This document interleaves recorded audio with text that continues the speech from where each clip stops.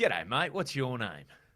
My name's Nick Rado, and it's good to be here. Nick Rado. And where are you coming in from, Nick? I'm coming in from New Zealand, the home of flooding and Lord of the Rings. So, yeah, those are the two things that we're famous for at the moment.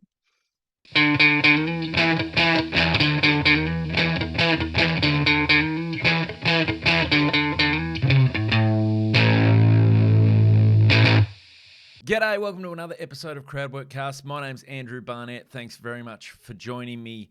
Got a great episode for you this week. My guest is Nick Rado, my old mate from New Zealand, who is an absolute champion. We worked together we worked together first as stand-up comedians, but then got to work together on The Professor's Late Hit. He was an integral part of The Night Watchman Season 2, where he really made the show. He was our Kiwi News correspondent. He's an absolute champion. I love working with him, and this was a really fun episode to have a chat with him over Zoom.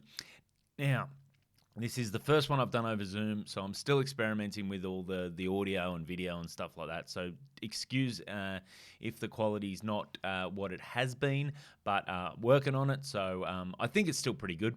Now, if you want to give Nick a follow, he is Nick Rado Comedian on Instagram. That's probably the best place to find everything he's into. He does a million different things, so make sure you go there. You can catch up on all of it.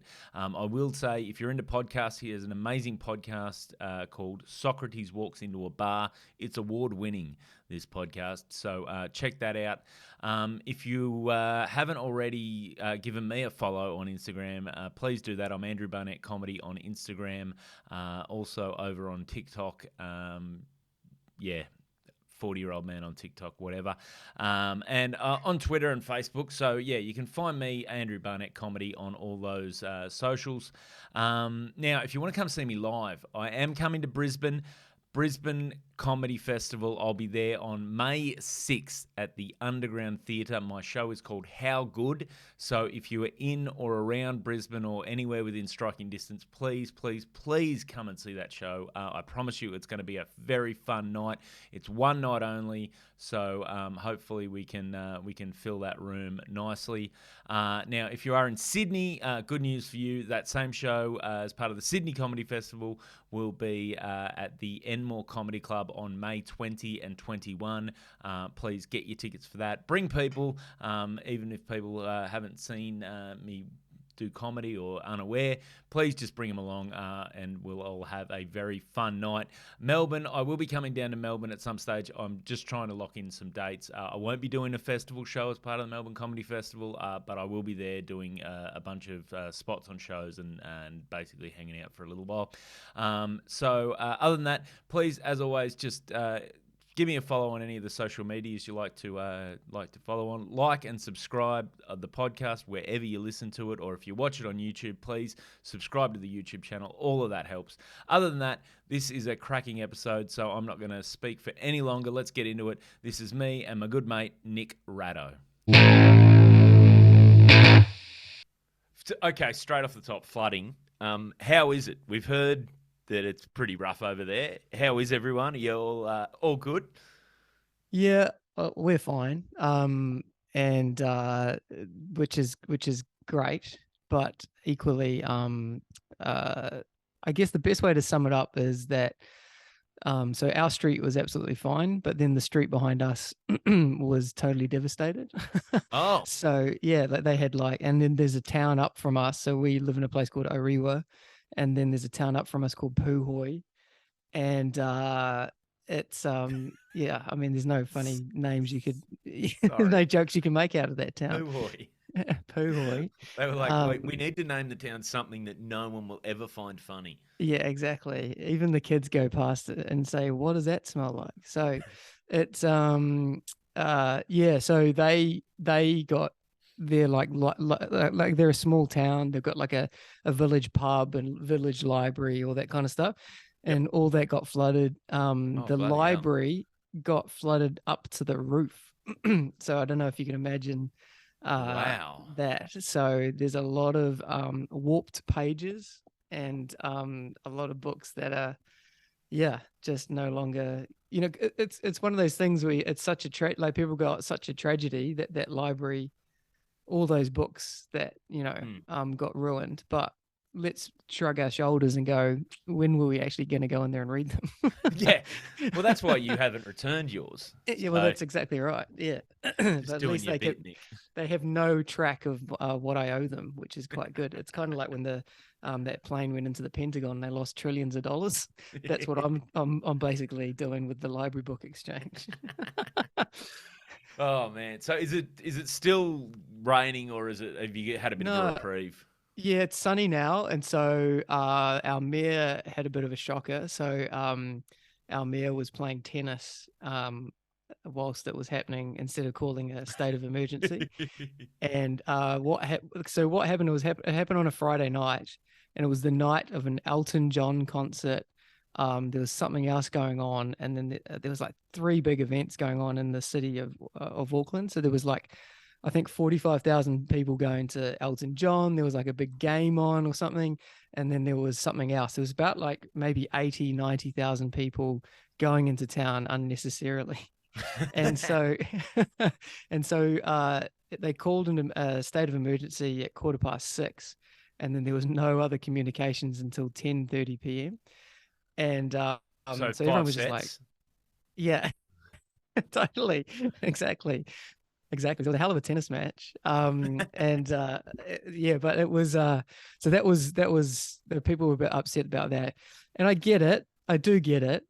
Mm. But there is a little bit of me that's like, if I'm up to my waist in my own house and water, do I need the mayor to say, are we still going to the Elton John concert or not? Yeah. Yeah, when your house is flooding, do you sit around waiting to find out if it is an official emergency, or do you just Yeah. consider it a personal emergency and Yeah. react accordingly? Well, that's it exactly. Well, they haven't called it on the news, so it clearly can't be that big. So You're sitting on the lounge, and the yeah. wife's like, come on, we need to get the stuff out. Whoa, whoa, whoa. Hey, Let's see what the news says about yeah. this. The news have said nothing. Come on, kids, grab your snorkel. Let's get some Netflix on. Yeah. So yeah. And so after that, I kind of go, yeah, that's correct. Maybe could have been a little bit more communication on the civil emergency side of things. Yeah. But then there's a chance there to go, hey, we were a bit slow. It was unprecedented. It caught us out, all that kind of stuff. But we're going to, but now we've got best people on the ground, and we're going to start working and making this better. But no, he went on national television and elbowed out the way the new Prime Minister of New Zealand, Chris Hipkins, and basically said to the journalists, well, I'd like to see Wellington, how they would cope, or how they will cope when they get their earthquake emergency. So they haven't had an earthquake emergency. Basically, he's just hexing them and he's wishing an earthquake on the capital of New Zealand. Exactly. So where all the politicians are going, well, I'd like to see how they deal with it when they finally get theirs. And then he got earthquakes. I mean, good luck if you get a crack near the baseline. I mean, imagine trying to play tennis then. Well, that's it. I think that's you can play tennis through the rain, but yeah, when it's an uneven court, it's a heck of a battle. I'd like to see how they play tennis then. Exactly, when you lose 3 ball boys through a crevasse, I think then it's time to call the game off. Do you reckon? Like, I don't know what it's like over there, but I think globally politicians have almost become bigger lunatics in terms of the stuff they'll say after an emergency, or like that's a bit Boris Johnson-y, that's a bit like ScoMo, that's a bit like we've had these global leaders now that just. Well, I'm not saying the mayor of Auckland. I may be talking him up saying he's a global leader. I know it's an important city. But I don't feel like that was something when I was a kid that you'd hear from politicians, that sort of just brash, yeah, well, whatever. So you do better. Yeah, exactly. And I think what I'm finding is politicians are what makes a good politician, or what politicians are consistently doing at the moment, is the exact opposite of what I would teach my kids, and also what I would also tell them off for doing. Yes, So, like, not sharing, admitting when you're wrong is a huge thing. exactly. Apologizing is a big thing. And it's just, I don't know what the memo is, or the email, or the thing that they sign off on with whatever you do, never admit you're wrong, even if you get caught in the act. I know. It's like, instead of ask not what your country can do for you, he's like, ask not what Auckland can do for you. Ask what Wellington would have done if they had an earthquake. Exactly. It's a Yeah. completely different approach to politics. It's so Oh, weird.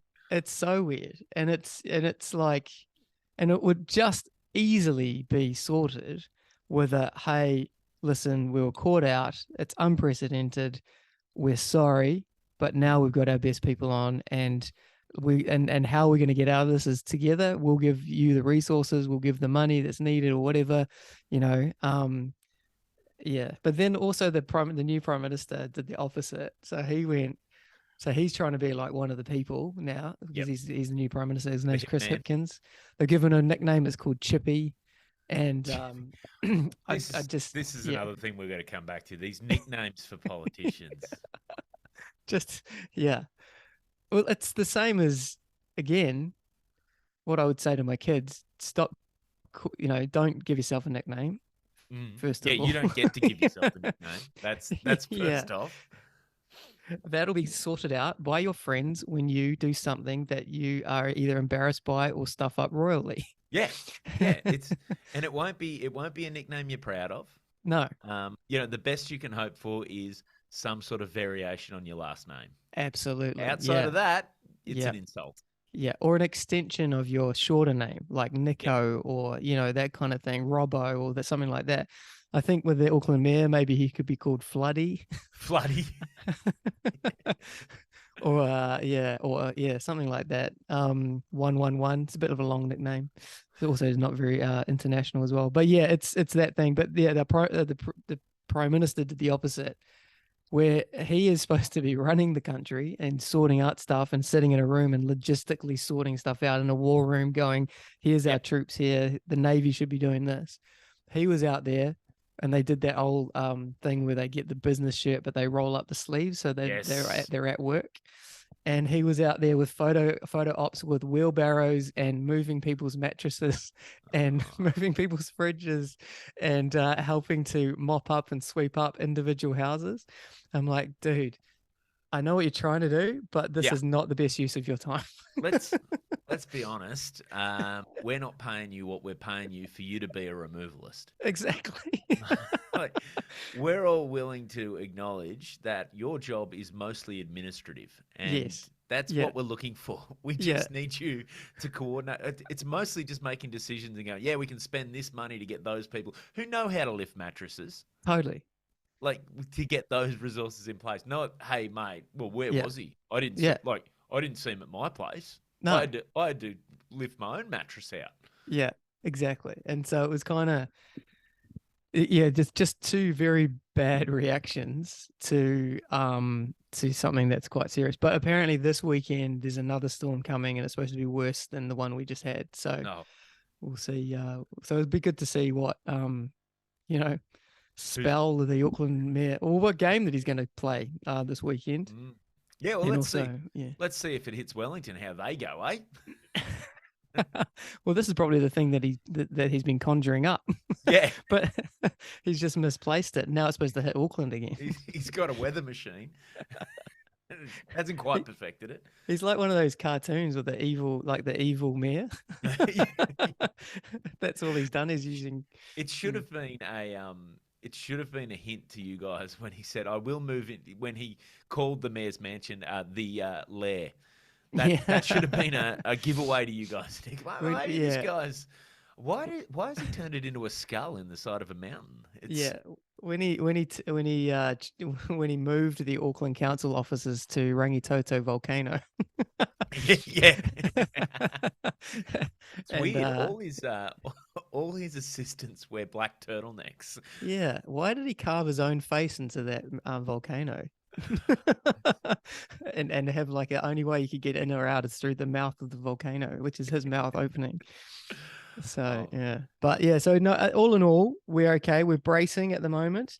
I'm weirdly going to be gigging in Melbourne, so I'm out. oh, I'm going to be really? away for the weekend. Yep. What are you doing in Melbourne? Oh, I'm just on a ship. I'm doing Melbourne to Tasmania, Oh, and then lovely. for 3 days, and then come back. So I literally am away for the whole of the storm, and then come back hopefully. Yeah, well, when there's a storm in the the Tasman Sea, where I want to be is on a ship between Melbourne and Melbourne and Hobart. True, I don't know if you've that's crossed true. Bass Strait. It is horrendous when there's Yeah, weather. yeah, yeah. So pack the Well, so seasickness tablets, Nick. yeah, I got to tell some jokes on there, and yeah, and just sort of yeah, maybe I'll cross a couple of extra fingers and toes for the acrobatics artists who are on the ship Yeah, that and the have you ever dancers. have you ever had to perform in high seas? Like Mm, had it like where like because I had one years ago. I was holding on. It wasn't even too bad, but I'm holding onto the mic stand, yeah. and it went over away. And the mic stand, I hadn't tightened it. It basically collapsed. Like the thing Oh collapsed. wow. We went down, and I'm almost going ass over tit. And probably the best laugh I got that night. Like this, Yeah, it's hard to get laughs when everyone's sort of just on the edge of seasickness. yeah. They're hard rooms at the best of times, and Mm. often, quite often, especially the 10:30 show when I'm doing a 600 seat theater to Yeah, 42 people, and they're disembarking the next day. yeah, they're getting a good night's sleep because they've had their holiday. They've had their holiday. They've also seen you Yeah. several times performing your best stuff. Yeah, there's often that last show you kind of you yeah, a few times I'll call you or text you or or a couple of comedian friends and just say, I think I'm out. I think I'm going to take that Vodafone call center job. Yeah, it's a funny because what like you're in your 40s now, you got like Hmm. a family and stuff. Do you ever do you ever look at something like that and just go, geez, that'd be easier way to make money? Because Mm, I was the other day I went for a run and I was sort of walking back and I was watching these, must have been a trainee postie within it because it was two yeah, posties in tandem riding yeah. together, and Mm, I was looking at them and they're chatting and I was like, I'd probably do that job, be a yeah, postie. Like, yeah, that'd be pretty good. You're just out, you got your route, you pop your headphones in, you get an exercise if you're on a push bike or you're walking. yeah.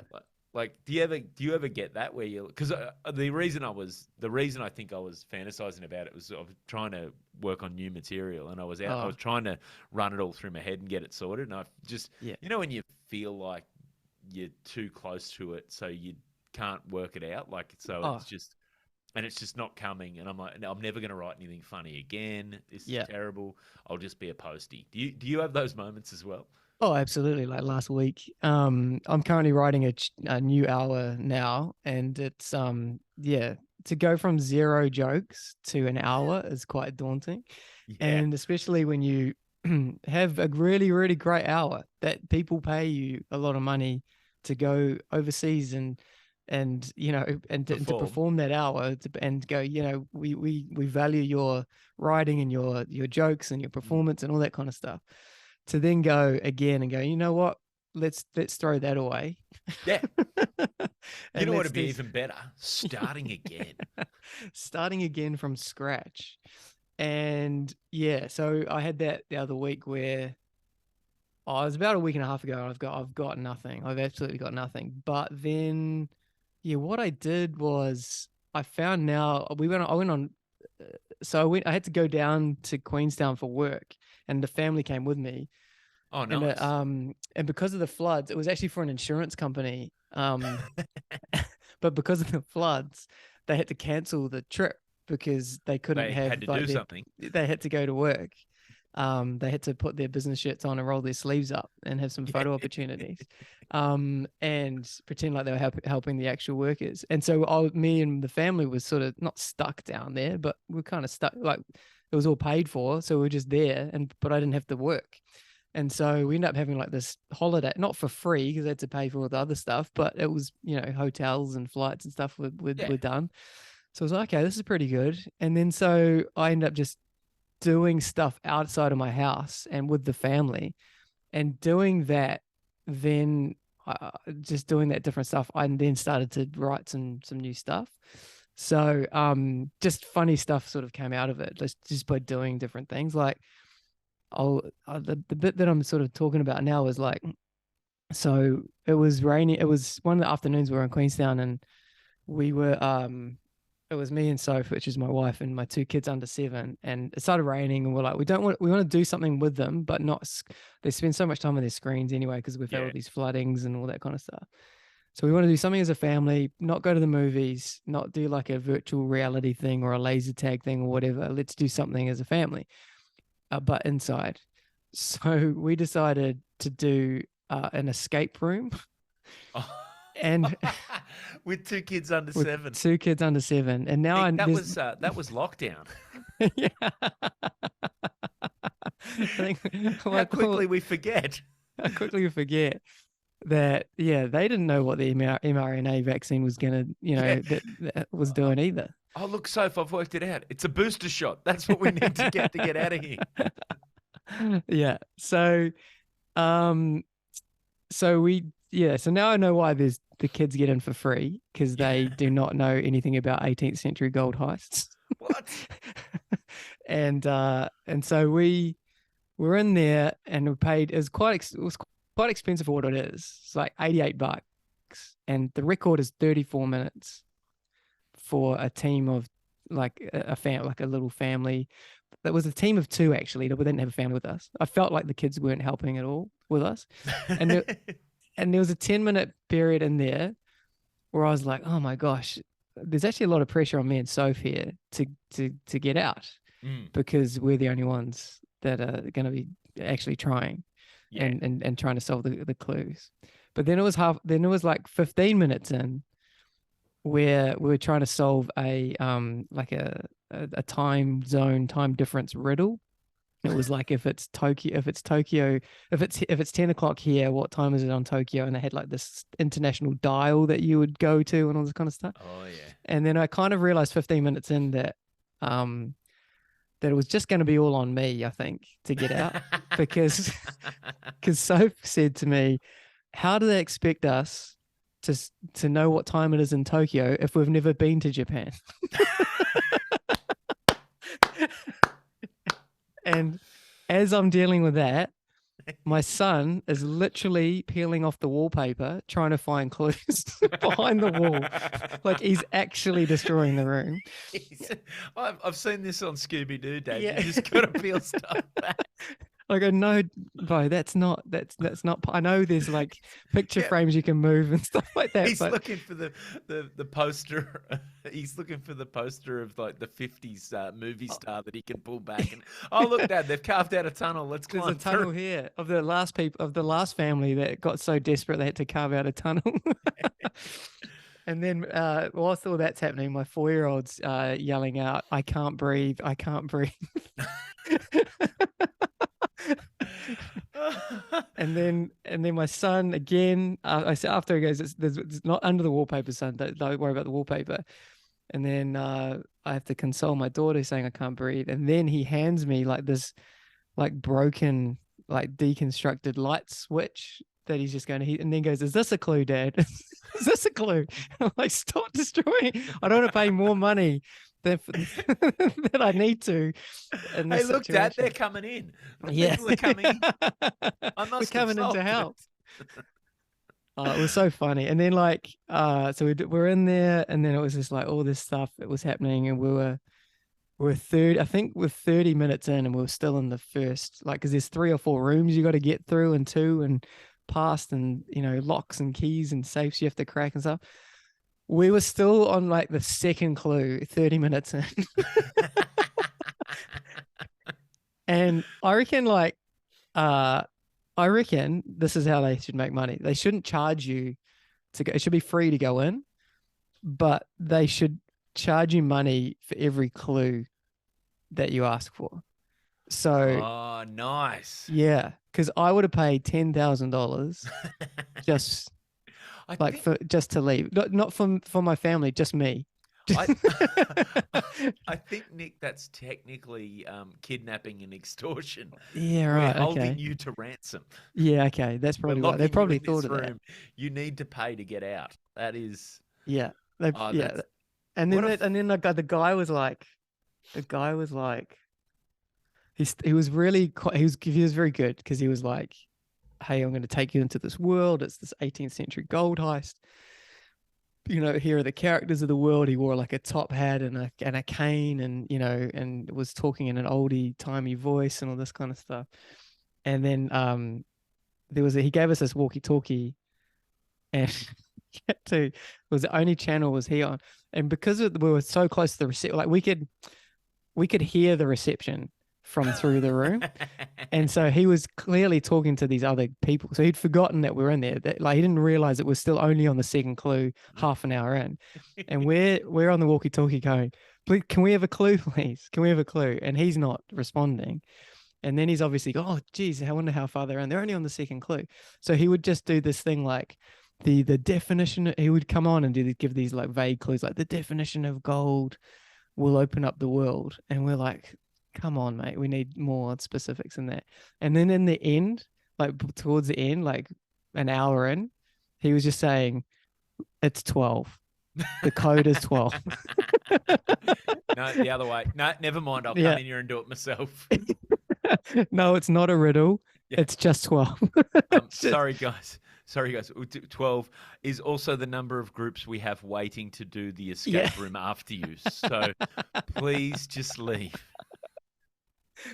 Yeah, that exit button, the exit button where you can leave at any time, and we're like, go, where is it? Where's the?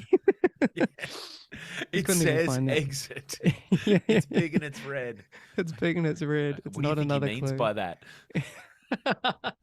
Maybe it's something to do. Maybe it's something to do with this safe that I haven't been able to crack. But yeah, and then so like it was just all that. It was stressful. We get out 80 minutes. It takes us 80 minutes. It's almost an hour and a half. And then me and my son are desperate for the toilet. And then we say to my wife and my daughter, hey, you meet us outside. We're just gonna go into and use the toilet. We're gonna be a little while, so just go outside and wait for us out there, or go shopping or whatever. Anyway, so do you know those toilets that if you sit in them for a while and there's no movement, the lights go off? Yes.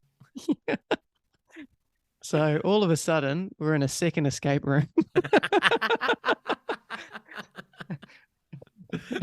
But we're trying to like wave to get it in, but obviously the sensor's by the door. And so it's just like, yeah, like I don't know, but no one knows we're in there. No one knows that there's no clues that's going to be there. All of a sudden now I can't breathe. This time the clue is number 2. Yeah. We've already figured out that's not the clue for this one. It's number 2. That's funny. Yeah. And so it was that was literally what happened. And for me as a stand-up comedian going, this is now going to be my new closer. Yeah. So it doesn't even really like need that much writing. It's just kind of, it was just this you're just trying to remember the tragedy and the horrific nature of what happened. And I think as well for me now, what I've learned is rather than trying to find or figure out what's funny, is try and write down and figure out what emotion that I'm feeling. Like, why am I stressed out? Why am I angry? Why do I think that's hypocritical for that person to do that? And so then I write down those things, and then I try and find the funny around that. Whereas before I'd be like, oh, nothing hilarious has happened to me in ages, so I'm no good. I'm not funny anymore. I need to go have funny experiences. Yeah. You just need to have experiences and think of them in a different way. Well, that's exactly right. Yeah. It's funny you're saying about that. I was just trying to work on this. I'm trying to work on this stuff around, like I was working on. I tried it last night. How basically the premise is that I find it easier to spew than cry. Okay. Like if I'm feeling a bit sick, I will make myself be sick. Mm. if I'm feeling a bit sad, I'll push it down and release it as, overreaction to little things. Like, Yes. why am I the only one that can turn the lights off in this house? Like, just that Yeah. sort of. Yeah. Yeah. But then I was thinking about, because my wife's the opposite. Nat is very much like like she'll sit and watch a movie and get emotionally into it and cry, and I Yeah. just that baffles me that I can do it. Like Yeah. and the example I give on stage is she came downstairs. And this is 100% true. She comes downstairs like a while ago, and she'd been crying, and I was like, "Oh, you were like." All right. She goes, "Oh, I don't know. I was just watching something." I was like, "I'm always curious. Like, what were you watching that Yeah. gets this reaction?" Yeah. And I said, "What were you watching?" She goes, "Oh, Undercover Boss." And I was like, really? And then she Yeah. goes, no, Gogglebox, but they were watching Undercover Boss. So I was like, secondhand. I'm like, there's got to be, like, I'm trying to work out the difference between, like I'm trying to explore this whole idea that there's got to be somewhere in between the two of us, because no one expects that. Like, the other thing is like, she cries in a movie. Yeah. Like, it's like, yeah, she's in touch with her emotions. I get mad because the Australian cricket team get bowled out for 117 overnight. Yes. And everyone's like, mate, it's just a game. Just Yeah. settle down. Like, Yeah. I'm Yeah. like, well, why aren't my emotions to the TV valid? Yes. I'm allowed to yell at a French referee when the Wallabies get robbed in the Yeah. first Bledisloe. And it's like, no, settle down. You're overreacting. Whereas Yeah. she's watching Undercover Boss and bawling. And I'm like, wow, isn't that emotional? It's a great premise. It's kind of like you see like when people drink so much that they cry, like if they like gin's a very an emotional drink apparently, Yeah. but it's like how do you uh but I've definitely drunk till I've spewed, Yeah. I've but I never don't think I've drunk till ever I've cried. drunk till I cried. Yeah. Like I don't know what level of drinking that I'd have to do to get to that. I I've definitely yeah, spew beforehand. yeah, Like, but maybe you just got to push through. yeah, Maybe that's the keep next going. level for you. All right, I feel an experiment coming on, Nick. Yeah. Because I think if somebody offered you a drink as you're spewing, you would cry as well. Yeah. So No, maybe that's it. Maybe that's no, I'm promising to never drink again. That's usually me. I'm bargaining. that's it. So you're almost there for crying. Like I think Yeah. the next stage, because that's bargaining, and then yeah, you'll do anything. Okay, crying next. Yeah, but it's true. It's very funny. Like that thing. It is easy to make yourself spew, but it's kind of But like you know how like sometimes you can make yourself spew. You can put your finger down or whatever. Is Yeah, there yeah. something that you can do to make yourself cry? Like, maybe is there a Yeah. finger up your date or what's Yeah. Rewatch the end of that first Bledisloe. Yeah, true. It's, Yeah, it's, yeah, there's definitely something there. But yeah, also, I think too, like, as much as we're an evolved society now, and much, but no one wants the dad that can cry as easily as like my wife can cry. Like, mm, no one's like, "Dad, are you all right?" And it's just like, "Oh, the Bachelor didn't know which one to give the rose to. I'm really emotional." Like, no, yeah. no one wants that from dad. No, no, I don't think so, and I don't think that. Yeah, and likewise, they don't want from mum. Why are they spewing again? Yeah, exactly. What's mum throwing up? Ah, you know what she's like when she drinks. Not that anyone wants that from dad, but No. Yeah, it's not good either way, but no. it's from anyone from in a family situation. But it's a funny thing. I like that premise though. It is easier to throw up than it is to cry. But Yeah, then what does that say about you as a yeah. human being? It's not healthy. It's not a healthy way to live, No, but I don't know how to no. fix it. But that's Hmm. that's all part of working it out, Nick. This great Well, adventure we're on. if it helps any at all, I wanted to cry in the escape room. So Yeah. I, and my daughter wanted to throw up. So yeah. It's funny how like those because you can try and write, but you're right. Like sometimes it's just go have the experiences Yeah. and then give you something to like if you're just sitting around trying to manufacture comedy. I think for me anyway, Mm. I find it comes out really bad. Whereas if I'm just living life and then things happen and occur to me, and then it's not to say that you just wait for something funny to happen to you, but something happens and then you try and, like you said, try and examine that reaction. Yeah. Well, I wrote something down the other day. I was like, I don't know if I. So it's like how long is too many nights to stay over at someone's house? Oh, this Because is yeah, because we stayed over at a friend's house, me, Soph, and the kids, for 7 nights, and that's too long. yeah, That's that's a that's long time. that's a long time. And I reckon it was about after the second night, it was like that I think when you've outstayed your welcome when you pass the host in the hallway and no one says anything. There's no small talk. There's Yeah, no there's just you like a it's another escape room at that point, Nick. yeah, I think so. And another thing I found out about them, which I don't know if I can be friends with them anymore. Ooh, It still really bugs me. They keep, the knife, spoon, cutlery type situation. yeah, yeah, yeah. They, Top drawer. yeah, no, they kept it What? in the second drawer. Second drawer down was their cutlery, and then the top Yeah. drawer they kept all like the spatulas and the big knives and the whisks and all that kind of stuff. And it's really bothered me. Mate, I wouldn't have lasted a night. That's the start of a horror movie. You know what I mean? Like this, Yeah, the start of a horror movie where they're staying at the Airbnb, like the yeah, bed and breakfast or whatever, yeah, and they start to notice little things weird. yes. That's the first one where you just go, "What? And here's the other Where are thing. the forks?" Exactly. Here's the other thing. He's married, got kids, and the cutlery was in there loose. There was no like holder. It was just just a free for all.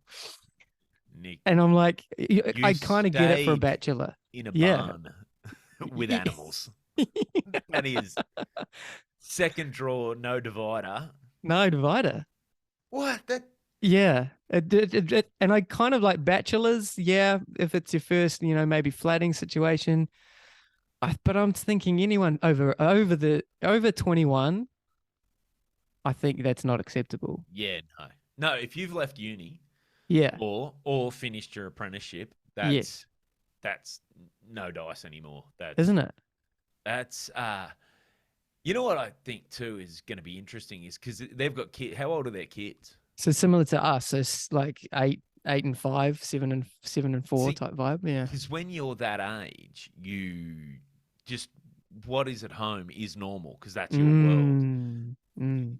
They're gonna go to their first friend's place and come back just like, can you believe this shit, mum and dad?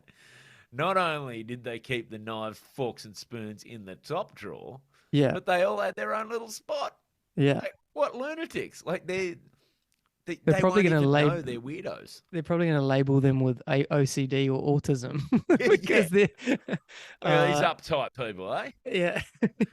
Cutlery apartheid at their place, keeping everything separate. Oh Yeah. yeah, spoons and forks equal but separate. Unbelievable. Yeah. So just little stuff like that where I'm like going, oh, that could be a bit, or that could be something.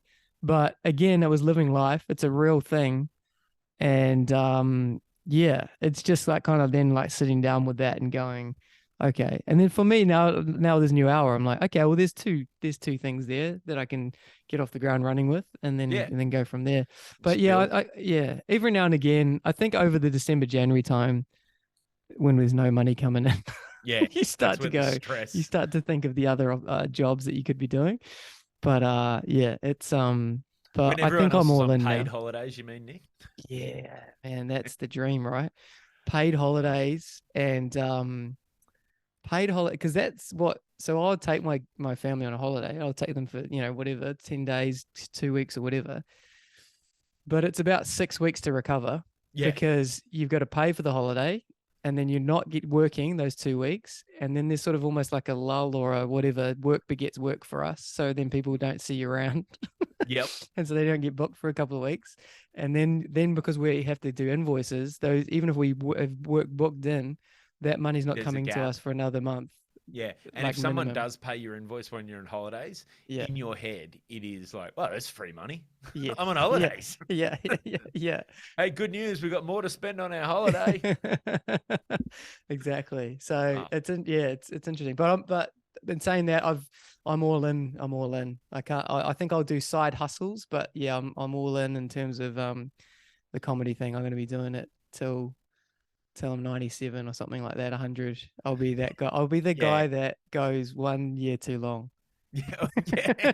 Oh, easy. I'm going to definitely. Oh, is he still? Oh, yeah. You know the guy they have to help up the stairs at the upstairs room? Yeah. Oh, Yeah. isn't that good to see he's still doing it? How cute. And the local news will do an article on you going, he's Yeah. actually quite good. Yeah, because we're doing it for 70 years. Laughter is the fountain of youth. Yeah, yeah. But he is a little bit anti-robots, but Yeah. Yeah. some of those the robot phobe jokes are Yeah, ugh. some of his views on robots are a bit outdated, but you got to remember he's set in his ways. It was a different time. Yeah, It was a different exactly. time. Oh, So yeah. so But how long have you been going now? officially, I did my first ever gig during the first 2005, but I would say Sorry, it amazes me that you said officially. Like, officially. like Yeah. there's a committee that admit you Yeah. to the Yeah. welcome to the eternal fraternity of comedians. Yeah. Yeah. So that was the when I clocked in Yeah, to yeah. the comedy world. You got your So quals? yeah, got the calls. Yeah, June 1st, 2005 officially. And then but I probably not till 2007 really, because I think I did in my first 2 years, I think I did like maybe 10 gigs, 12 gigs. Yeah. And so because how I started, so I broke up with my girlfriend who at the time didn't want me to work in radio because that was a fickle industry.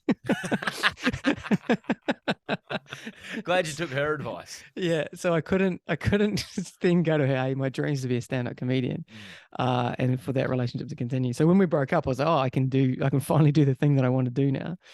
And then so me and my mate James, we decided to basically just we both wanted to try it. We never wanted to do it as a gig, like as a proper job, but we wanted to basically, yeah, just as a story to tell at the pub that we've done it. Yeah. And we saw this like new act night, it was in Bath in the UK. It was a place called the Comedy Cavern, and it was really the people that were supposed to be on this night hadn't you're not allowed to have done comedy for over 2 years, so everything. Yeah, so that was the whole purpose of the night. I was like, oh, that's perfect because it's an the open mic. expectations are where you want them to be. Yeah, exactly. So a lot, and I was just thinking, oh, everyone's going to be pretty new, or if they weren't new, then they'd only be going a few months. Anyway, so we gave ourselves 3 months to write 6 minutes, and it was great to have that writing partner. And we would like throw frisbees, and and go over our sets, and and go, is this funny, and hang out and stuff. And it was really great to have that. And when we had self-doubt as well, to have the other person going, oh, they're doing it, so I've got to do it. Yeah. And so there was no like pulling out. And so it was really great. It was yeah, James Burley, I think his name was. And I think his name I think his name was James Burley. And he was I thought his set was hilarious, but the audience didn't think so. So you were the less reliable advice on the other end of the frisbee? I think so, yeah. Like, hey, James, do you think this is funny? Yeah, that's good. What Yeah. about this, Nick? Yeah, that's really good. Yeah. It's like, Nick, you He got was me. doing, yeah. I can't remember what his bit was. I think he did a bit about how like when I think it's kind of like, I've seen other comics do it actually, and it's gone really well. But he was like 2005. I think it was the first person I'd heard do that. It was like when you hear like people blaring out when a car goes past, and it's like got rock music or rap music or whatever like that. he says you never really hear like intellectuals who drive, and like at the time it was like Radio 4 or BBC World or something like that, just blasting out, That's blasting good. out of their car. And I was like, oh, that's a really. And then he did some accents, and he really like.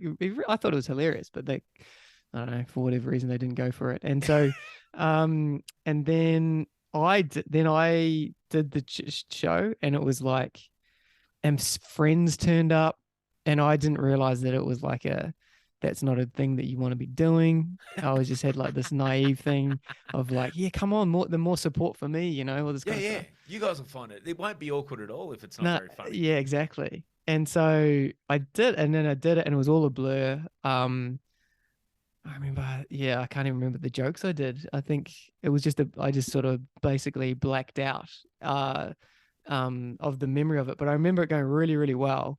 And I remember even my mates were like, hey, that went really well. And I was like, oh, cool, thanks. And then that was it. I was just like, never going to do it again. And then the next day, the comedy club owner rang me and said, hey, we got a gig in Exeter on two more days away from here. Do you want to go do it? And I said, oh, no, thanks. And then I hung up.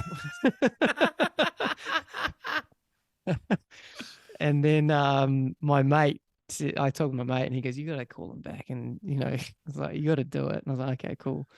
Went down, did it. It was fine. It was okay. It was like, it wasn't a death, but it wasn't at the heights of my first ever gig. Mm. And then my third gig, I was like, oh, well, this comedy thing, I can just write some new stuff then. If that didn't go so well, I'll just write a new 6 or 7 minutes. Yeah. And then I got on stage halfway through. I forgot it was going so badly. I died a death. I got halfway through, and I said to everyone, said, I'm really sorry. I promise I'll be funnier next time. And then walked off stage. And then funnier next time. I love the confidence of assuming you'll be back. That's it. And I remember the MC came up to me, and he goes, that's the funniest like death I've ever seen. I've never seen someone apologize for it, and sort of, and then give them an IOU. Yeah, guys, this is on me. My bad. Let me make it up to you. Yeah, and then I was like, oh, that's it. I've quit. I'm out. And then the next couple of days, I think 2 days, that original night that I did was a competition, and it was So You Think You're Funny competition, which was one of the greatest English comedy competitions. Like, I think, is it Raw, Comedy Quest, or something like that in Australia, and all these kind of things. I made it to the semi-finals of this competition. Oh wow! So my 4th or 5th ever gig was at the Edinburgh Festival. Hal Cruttenden was who's like hosted Live at the Apollo, was the host. Julian Clary was the judge. Oh wow! And it was like 300 people in Edinburgh at the Teviot, like castle type thing. And that was my 5th ever gig. And I ended up doing really well. And the judges said what we like about his stuff is it was really current. It was really topical. I was like, yeah, because I only wrote it 2 months ago, whatever it was, a week ago. But I was the only one in the competition that was my 5th ever gig. But people had been doing it for 2 years, and they were aiming for this competition. Yeah. So the guy I got 2nd on the night, and then there's a guy called Tom Allen who won it. And now he's like, he's doing all sorts of crazy stuff. And there was talk of me getting a wild card to go into the final, but then I didn't. I think I just missed out on the wild card. And then I didn't think anything of it for like a couple of years. And I went back to Edinburgh and I did more gigs. But I recently went back and I saw who was in the final. Oh, and so the guy called Charlie Baker, who was very funny, Stuart Goldsmith, who does like Who We Know, I think, does a the comedian's comedian podcast or whatever. Yep. A person called Sarah Millican. Oh, geez. Kevin Bridges. Kevin Bridges. Yeah, Kevin Bridges. Yeah, Kevin Bridges. Sarah of Kevin Millican, Bridges fame. Of Kevin Bridges fame, the Glaswegian comedian. Charlie Baker, Stu Goldsmith, and there was like another one. And I think out of the 6 finalists or 7 finalists or whatever, now sell out the Apollo. And I think have done gigs at Wembley. So for me to go, I was pretty unlucky getting the thing, but it was a pretty tough year. Yeah. It was a pretty tough year. And so, but yeah, and then so I went back a couple of years later. And then from 2007, I was like, went up to Edinburgh and I did 30 gigs in 30, I did 34 gigs in as many days, like 26 days or something. And then I remember at the end of it going, oh, I got good. And I was like, oh, so this is what you got to do. You've just got to keep gigging.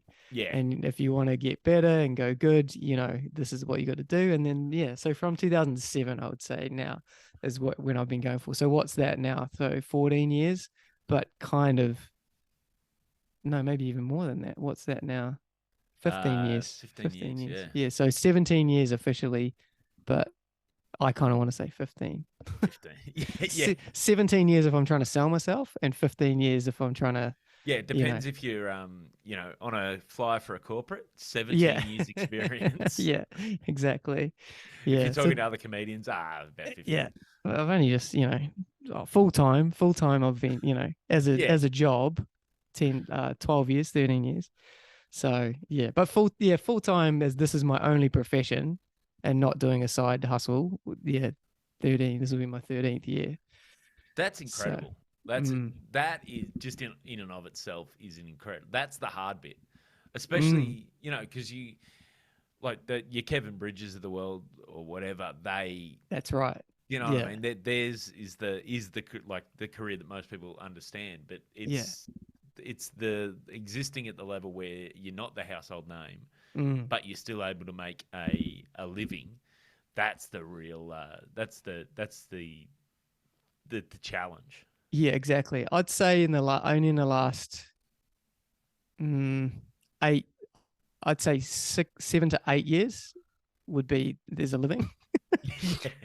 But there was 4 years of I was definitely a professional comedian, but it was just kind of me. So it's a baked beans on toast is fine. Yeah, and doing a gig purely for the accommodation and the breakfast was just another night surviving. What else do I need? Yeah, a bed exactly. And some food. Exactly. Yeah, a free beer as well.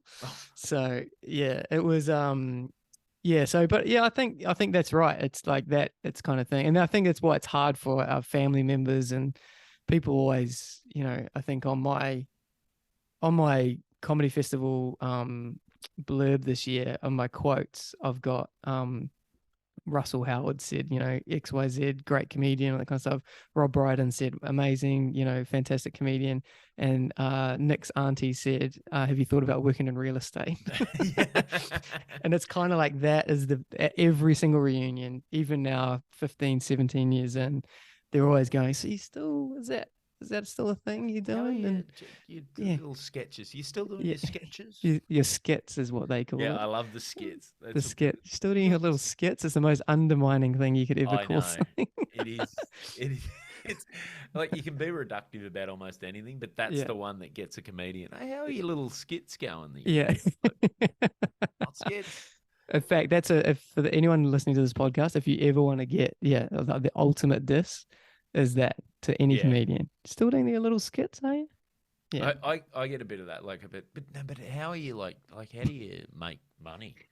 Yeah. It's all right. I cobble it together. Yeah. So you were doing radio before that. What were you doing in radio? So I started out in New Zealand. I was like a weekend presenter and stuff, and I ended up covering like a late night show, not like a 7 till midnight show, like a countdown show on a station called More FM in Wellington. And I thought, I was like 20, 21, 22 at the time, and I was like, I'll just do this over in England. And then they didn't like that. They couldn't understand me. I didn't know that. I know I was in Liverpool as well, and they thought, and my last name was Radovanovich. They thought I was foreign. They called me the people that stayed. I was with my ex-girlfriend. Her family never called me by my name. They always called me refugee. Refugee. And they refused to call me by my actual name. They just called me refugee. And then word got out as well.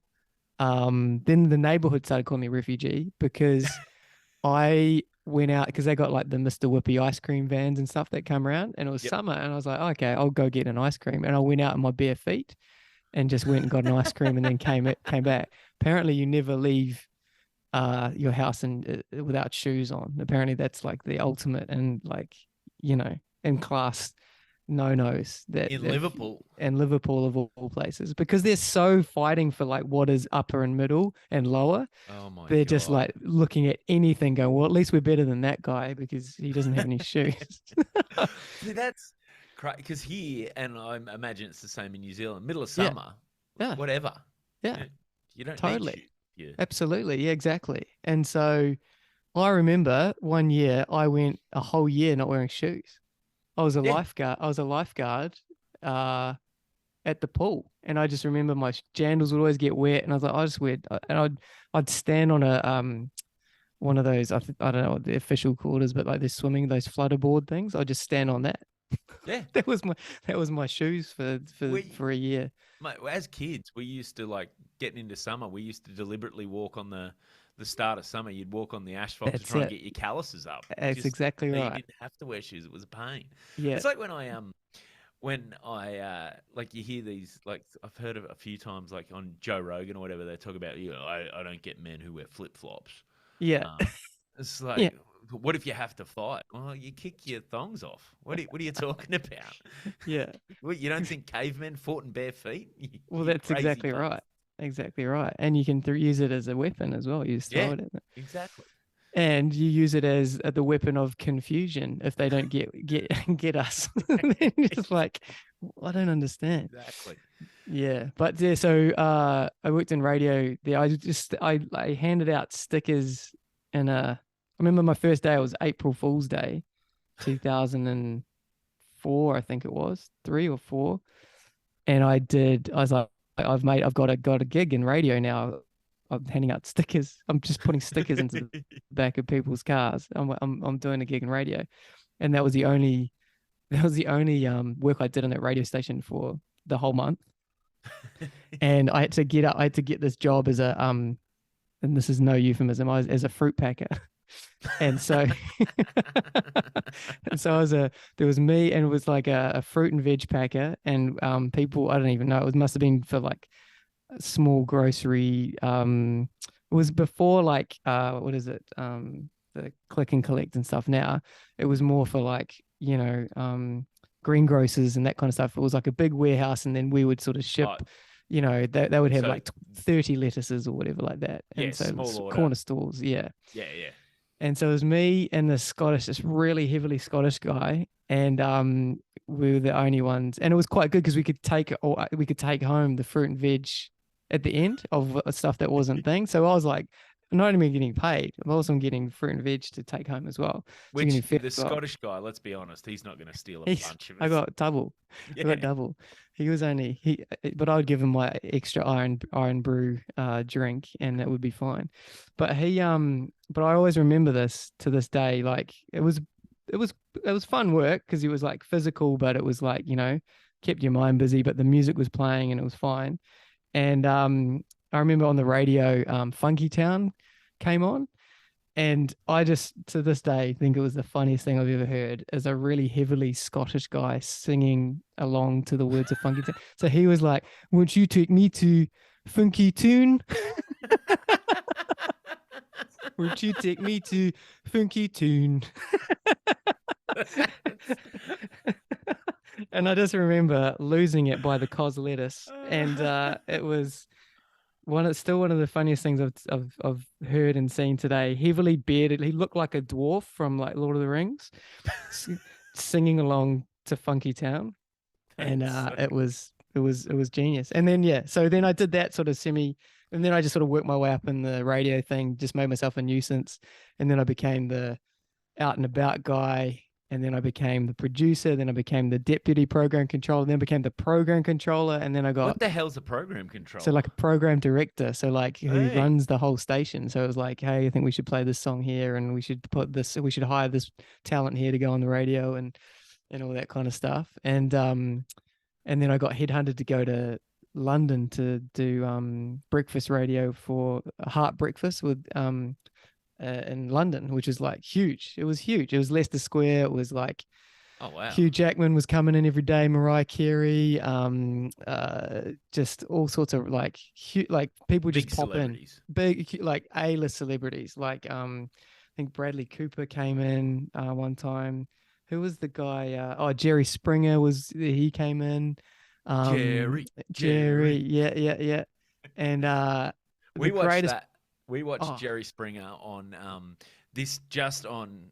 So we got a new TV because our old TV broke, and right on New Year's, and it's got yes, all these extra channels. It's like yeah, this Samsung thing with extra channels for some reason. And yes. so just after the fireworks on New Year's Eve, like everyone's sort of leaving, and then the last of the guests were there, and me and my cousin were flicking around on the TV, and we found on one of these channels an old Jerry Springer. Oh And man, it was throw. It hasn't aged well. This no, was like the one was it was girls whose boyfriends didn't know they were really a man, and it was just like, oh man, you want to see. Like it was like you couldn't do it anymore. You couldn't no. like make a show where men punch trans women on TV, but it was literally just waiting for them. And I'm really a man. Boom. Yeah, It was insane. You it wouldn't was see it. insane. And he gave me the best advice or Was it most be interesting kind to each advice. other? You be kind to each other. That was the best advice he gave me. No, he said when we were interviewing him, because we were like going, was it real? Was it staged? Were they actors and stuff? And he just said, listen, every single person has a Jerry Springer show in them. It was my job to bring it out of them. That is. And I'm like, actually, you know what? Yeah. Everyone probably, if you actually told the craziest, if you went into the history books of your life or your friend's life and stuff, you go, actually, they could probably make a pretty good Jerry Springer show out of that. Yeah. Oh, definitely. That's you it's know? lucky though that he got that job, being Yes. Jerry Springer. If it's someone else's job to bring a Jerry Springer show out, it would have been confusing. It would have been very confusing, would have been off. Yeah. But no, it was big, but it was I felt with the radio gig, I'd climbed and I was literally at the top. Like there was only that my job, and then there was executive producer for Capital, which was a huge station, and those were the two biggest jobs without being on air. And we were still on air, but we were like more behind the scenes stuff. They were the two biggest jobs that you could get in commercial radio, and I felt like I'd climbed to the top of that ladder, I found out when I was at the top that I was like, oh no, I'm on the wrong wall. I was like, oh, Damn and it. it was Wrong just, ladder. yeah, wrong ladder. I was like, oh man, it was great experience, really good How, experience. how But old were you at this stage? I was 30 when I got that gig. I was 29, 30. Bloody hell. So yeah, it was pretty, like I went from sticking stickers in a car from 23, 24 to like basically the executive producer of one of the biggest stations, commercial stations in England. And it was I've got to be honest with you, I was a little bit too soon. I had the right philosophy, and I think I had the nous, but I didn't have the mental fortitude for when times were going tough, and also like when people, because I got the job over people who applied for the job. So I was their boss, even though they'd applied for the job. So I got it over them. So they were already Oh, working on the yeah. show. And so they were doing everything to derail and all sorts of stuff. But I was too naive to kind of think, oh, no, that'd be, they'd No, want to we've work worked for together me. for ages. We're friends. Yeah. So Yeah. it was that kind of vibe. And it really shook my confidence for about a year or quite a while, actually, like 2 or 3 years, I'd say. But then, and then every now and again, I'd have inclinings where it would come back, or I'd be like, "Oh, I've been in this situation before," but now it's like I know how to play it now, Yeah. and so yeah. But that just comes with experience and doing it and stuff like that. So, but yeah, that was my gig. And looking back on it, it was pretty crazy. Like living at the end of the Thames and like having a driver every morning, and going to Are some you pretty cool serious? You got a parties. driver in the morning? Yeah, the driver in the morning, take me to work, and then we'd go be invited to all sorts of different stuff. We worked with Emma Bunton from the Spice Girls, and she took us to lunch. Have I told you about that? No. No. So went to Emma with Emma Bunton. So she was worked on the show. She said she wanted to meet the team, and so we got all the team. She took us to this really famous nightclub called China White, and but we had lunch there, and she hired out the room, or they gave her the room, or whatever, and we were all having lunch there, and it was like an exclusive thing. And I was sitting next to Emma, and then I'll never forget. So she had the menu, and then she was like, well, and they said, oh, Miss Bunton, what would you like? And she goes, oh, can I have the corn-fed chicken, but can I have that without the corn?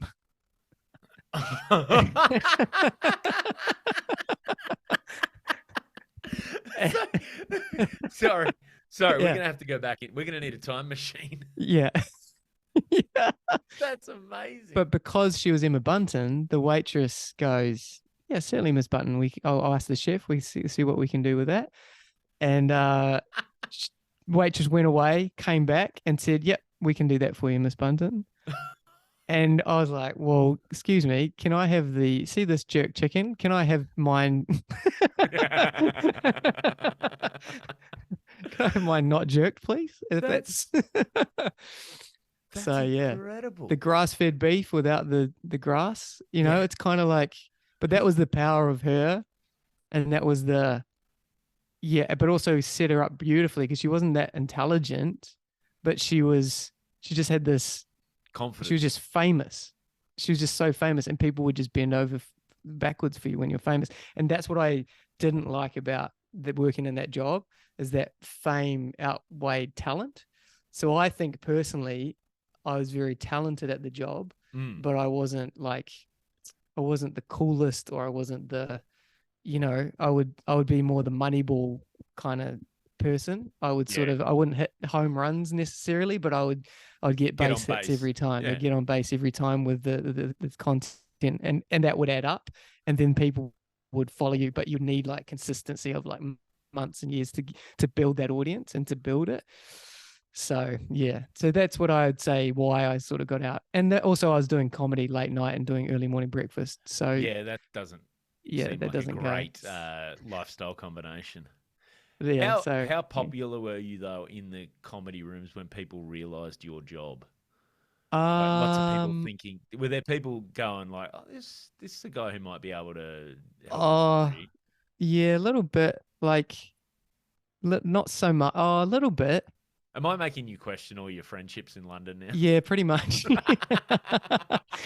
Yeah, pretty much. No, because when I changed to like professional comedian and like really was taking it seriously, it was kind of, I was only in London a year. It was like that I was only in that job for a year. And then they tried to make me go to Reading. They said, "Oh, it's not working here in London. We've got a job for Reading. You're at Reading." And I said, "I don't want to go to Reading." And then they were like, "Well, then you're fired." I said, I don't know. I don't think you can do that. And so I got a payout. I think I got a payout like 5 or 6 months salary or whatever, which I was like, yeah, that's perfect because now I can be a professional comedian. But then in hindsight, I definitely should have got more. I probably should have got, it was like they just totally screwed me over. It was very, very much against the law what they did. So 5 or 6 months seems, when you're especially like early 30s and you want to be a comedian, you got no attachments. 5 or 6 months, like, this will last me the rest of my life. Never going to Feet feel up, again. I'm going to be a comedian. Look, that's all I need to get super famous and be selling heaps of tickets. Yeah. That's Hey, dude, I've actually got to go to this other meeting now. okay. Do you want to pause it now, or do you want to like? Because I only be like 10 minutes on this other meeting. Yeah. Do you want to do a pause? Yeah. Okay. You go have your other important meeting. And okay. then I'll let me know when you're ready to go, and I'll join in again on this one. Yeah. Easy. Yeah. How good. Okay. All right. Cheers, mate. See you, mate. Bye. Okay. So what happened just then is Nick got off the Zoom call. I did a bit of work. Then we got back on the Zoom call. Unfortunately, when we got back on the Zoom call to continue the podcast, the recording failed. So what we're going to do is Nick and I are going to do another podcast in the very near future. He's got heaps to talk about.